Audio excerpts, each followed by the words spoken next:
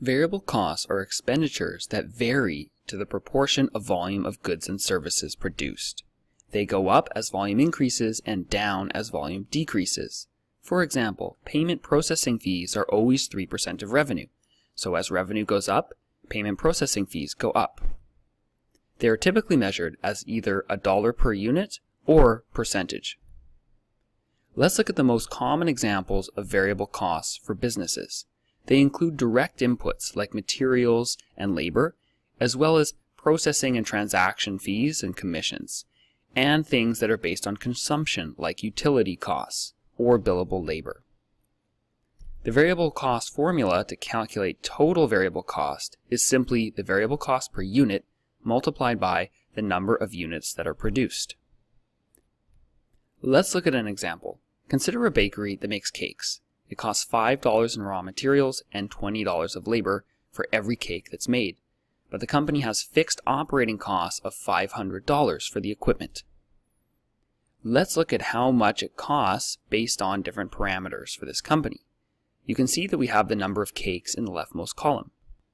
Raw materials and direct labor are both variable, so they go up with the amount of cakes that are produced. And that gets us to the total variable cost, which goes up in a linear fashion.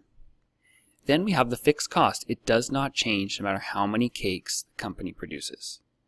So the total cost is the sum of the variable and fixed costs.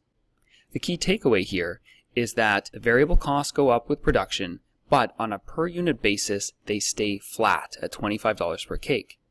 What that means is the total cost per cake actually goes down over time because the fixed cost does not increase.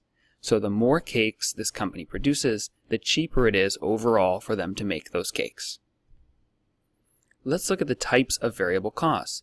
The example we just went through was a linear variable cost. It stays the same for each extra unit that's produced. But sometimes companies have economies of scale, so it actually gets cheaper per unit as production goes up. Sometimes you can experience the opposite, where things get more complicated or harder as production increases, and it actually becomes more expensive per unit as volume goes up.